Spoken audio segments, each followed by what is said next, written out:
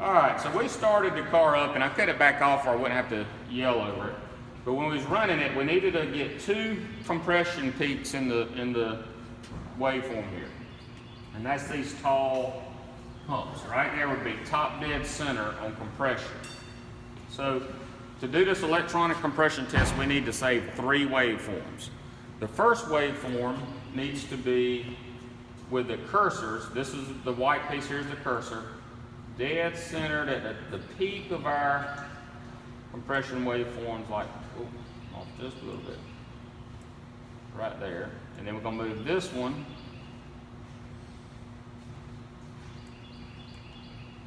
right about as close as I can get. So I got both cursors right there.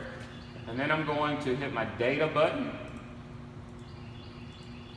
twice. And this right here will tell me the time difference under delta between that cursor and that cursor. And I'm going to use that time difference to calculate how much time 1 millisecond is per degree. That's how we're going to measure the degrees across this waveform. So this is the first waveform we need to save. So then I would put my flash drive right here in the side. I don't have it with me right now. I would go down here to this button right here.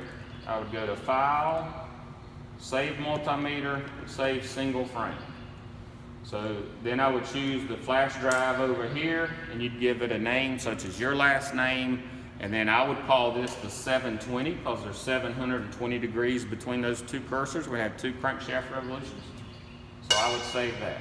That's your first file that you're going to save. The second file you're going to save, you're going to move cursor number 2. This up ramp right here is the exhaust ramp. You want that cursor number 2 dead center the best you can of that exhaust ramp. That's how we're going to determine if our exhaust timing is correct. So we put cursor number 1 at the center of this first compression peak, cursor 2 there. We'd go back down here again to this button.